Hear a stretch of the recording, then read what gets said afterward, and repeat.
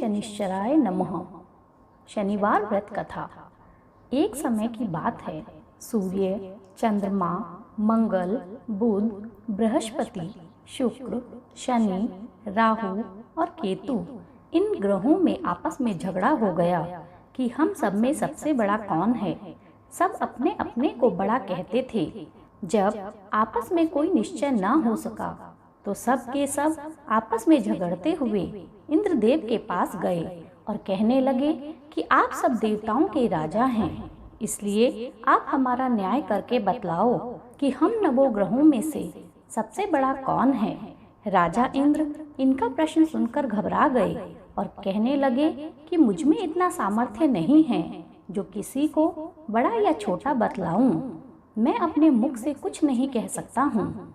हाँ, एक उपाय हो सकता है। इस समय पृथ्वी पर राजा विक्रमादित्य दूसरों के दुखों का निवारण करने वाला है, इसलिए तुम सब मिलकर उन्हीं के पास जाओ, वही तुम्हारे दुखों का निवारण करेंगे। ऐसा वचन सुनकर सभी ग्रह देवता चलकर भूलोक में राजा विक्रमादित्य की सभा में जाकर उपस्थित हुए और अपना प्रश्न राजा के सामने रखा। राजा उनकी बात सुनकर बड़ी चिंता में पड़ गए कि मैं अपने मुख से किसको बड़ा और किसको छोटा बतलाऊं। जिसको छोटा बतलाऊंगा वही क्रोध करेगा। परंतु उनका झगड़ा निपटाने के लिए एक उपाय सोचा।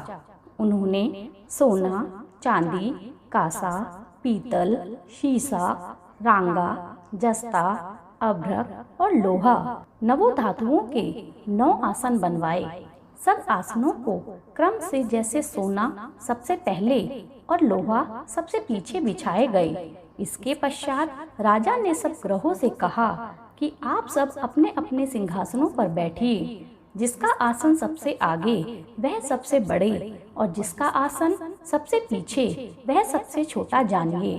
क्योंकि लोहा सबसे पीछे था और वह शनिदेव का आसन था, इसलिए शनिदेव ने समझ लिया कि राजा ने मुझको सबसे छोटा बना दिया है।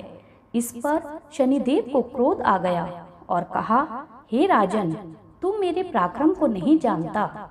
सूर्य एक राशि में 1 महीना, चंद्रमा 2.25 महीना 2 दिन, मंगल 1.5 महीना, बृहस्पति 13 महीने, बुध और शुक्र 1 महीने। परंतु मैं एक राशि पर 2.5 अथवा 7.5 साल तक रहता हूँ। बड़े बड़े देवताओं को भी मैंने भीषण दुख दिया है। हे राजन, सुनो, राम जी को जब 7.5 आई तो उनको वनवास हुआ और रावण पर जब 7.5 आई तो राम ने लक्ष्मण के साथ लंका पर चढ़ाई कर रावण के कुल का नाश कर दिया। हे राजा, अब तुम सावधान रहना। राजा कहने लगा, जो कुछ मेरे भाग्य में होगा देखा जाएगा। उसके बाद अन्य ग्रह तो प्रसन्नता पूर्वक वहां से चले गए, परंतु शनिदेव बड़े क्रोध के साथ वहां से सिधारे। कुछ समय व्यतीत हो जाने पर जब राजा को 7.5 की दशा आई तो शनिदेव घोड़ों के सौदागर बनकर अनेक सुंदर घोड़ों के सहित राजा की राजधानी में आए। जब राजा ने सौदागर के आने की खबर सुनी तो अश्वपाल को अच्छे अच्छे घोड़े खरीदने की आज्ञा दी। अश्वपाल ऐसी अच्छी नस्ल के घोड़े देखकर और उनका मूल्य सुनकर चकित हो गया और तुरंत ही राजा को खबर दी। राजा उन घोड़ों को देखकर एक अच्छा सा घोड़ा चुनकर सवारी के लिए चढ़ा। राजा के घोड़े की पीठ पर बैठते ही घोड़ा जोर से भागा। घोड़ा बहुत दूर एक जंगल में जाकर राजा को छोड़कर अंतर्ध्यान हो गया। इसके बाद राजा अकेला जंगल में भटकता फिरता रहा। परंतु बहुत देर के पश्चात राजा ने भूख और प्यास से दुखी होकर भटकते भटकते एक ग्वाले को देखा। ग्वाले ने राजा को प्यास से व्याकुल देखकर पानी पिलाया। राजा की उंगली में एक अंगूठी थी, उसे निकालकर प्रसन्नता के साथ ग्वाले को दे दिया और शहर की ओर चल दिया। राजा शहर में पहुंचकर एक सेठ की दुकान पर जाकर बैठ गया और अपने आप को उज्जैन का रहने वाला और अपना नाम बीका बताया। सेठ ने उसको कुलीन मनुष्य जानकर जल आदि पिलाया। भाग्यवश उस दिन सेठ की दुकान पर बिक्री बहुत अधिक हुई। तब सेठ उसको भाग्यवान पुरुष समझकर भोजन कराने के लिए अपने साथ ले गया। भोजन कराते समय राजा ने आश्चर्य की बात देखी कि खूंटी पर हार लटक रहा है और वह खूंटी उस हार को निगल रही है। भोजन के पश्चात कमरे में आने पर जब सेठ को कमरे में हार न मिला तो सबने यही निश्चय किया कि सिवाय बीका के और कोई इस कमरे में नहीं आया, अतः अवश्य ही उसी ने हार की चोरी की है। परंतु बीका ने हार लेने से मना कर दिया। इस पर 5-7 आदमी इकट्ठा होकर उसको फौजदार के पास ले गए।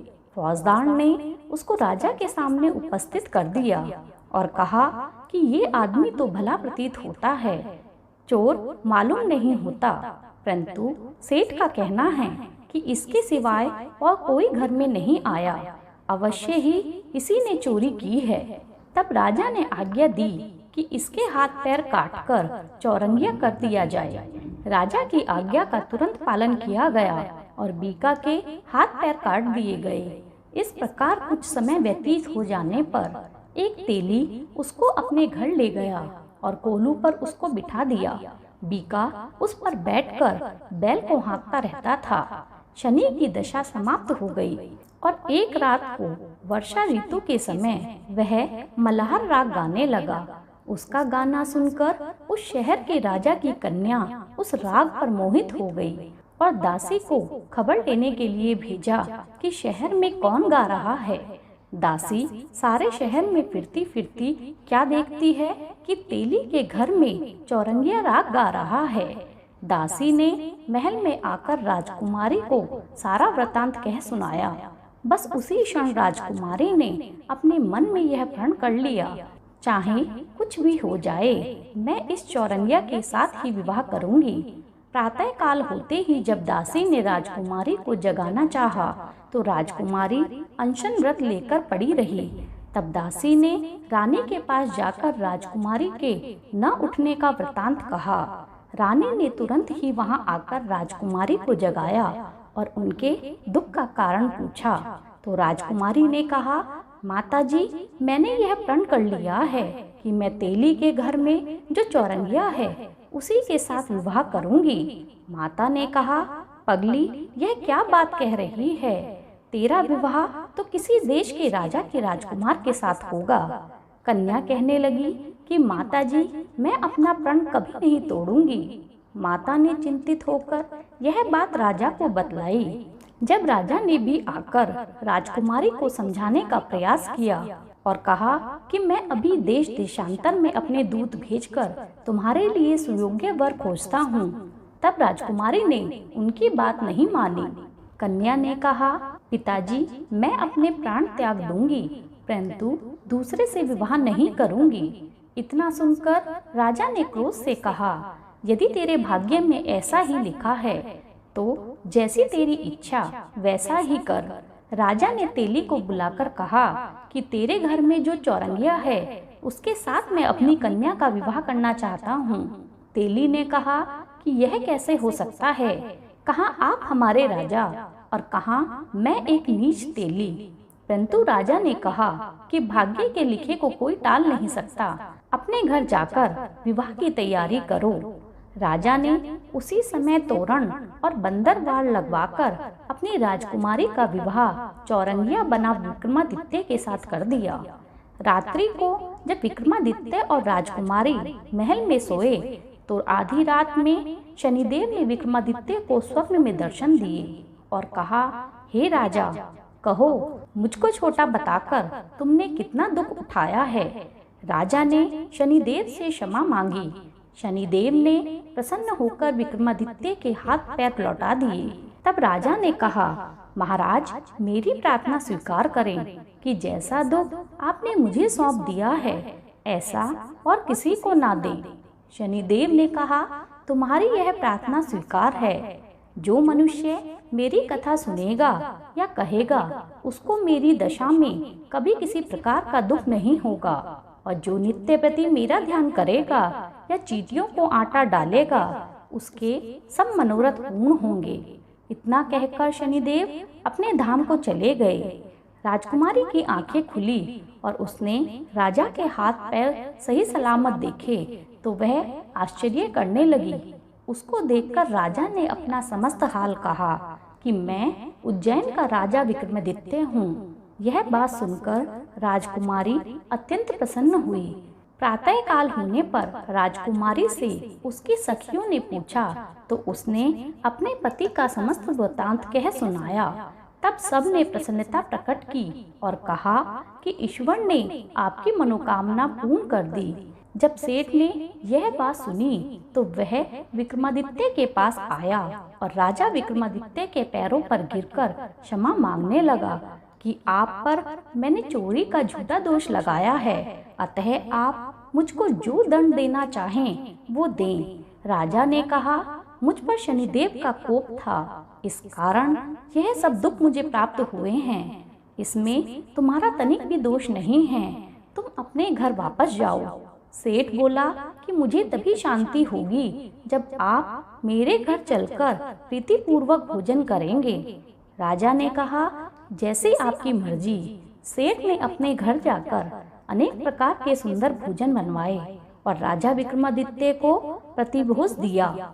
जिस समय विक्रमादित्य भोजन कर रहे थे, एक अत्यंत आश्चर्य की बात सबको दिखाई दी। जो खूंटी पहले हार निगल रही थी, वह अब हार को उगल रही थी। जब भोजन समाप्त हो गया तो सेठ ने हाथ जोड़कर बहुत सारी मोहरें राजा को भेंट में दी और कहा कि मेरे श्री कंवर नाम की एक कन्या है, उसका पाणी ग्रहण आप करें। इसके बाद सेठ ने अपनी कन्या का विवाह राजा के साथ कर दिया और बहुत सा दान दहेज उनको दिया। इस प्रकार कुछ दिनों तक वहां निवास करने के पश्चात विक्रमादित्य ने शहर के राजा से कहा कि अब मेरी उज्जैन जाने की इच्छा है। फिर कुछ दिन बाद विदा लेकर राजकुमारी मनभावनी और सेठ की कन्या श्री कनवरी तथा दोनों जगह से मिले अनेक दास दासियों, रथ और पालकियों सहित विक्रमादित्य उज्जैन की तरफ चल दिए। जब शहर के निकट पहुँचे तो नगर वासियों ने राजा के आने की सूचना प्राप्त की तो समस्त उज्जैन की प्रजा स्वागत के लिए आई। तब बड़ी प्रसन्नता के साथ राजा अपने महल में पधारे। सारे शहर में भारी महोत्सव मनाया गया और रात्रि में दीपमाला भी की गई। दूसरे दिन राजा ने शहर में यह सूचना कराई कि शनिश्चर देवता सब ग्रहों में सर्वोपरि हैं। मैंने इनको छोटा बतलाया, इसी से मुझको यह दुख प्राप्त हुआ है। इस कारण सारे शहर में सदा शनिश्चर की पूजा तथा कथा होने लगी। राजा और प्रजा अनेक प्रकार के सुख भोगती रही। जो कोई शनिश्चर की कथा को पढ़ता और सुनाता है, शनि देव की कृपा से उसके सब दुख दूर हो जाते हैं। शनिवार की कथा को व्रत में अवश्य पढ़ना चाहिए। ओम शनिश्चराय नमः। ओम शांति, ओम शांति, ओम शांति।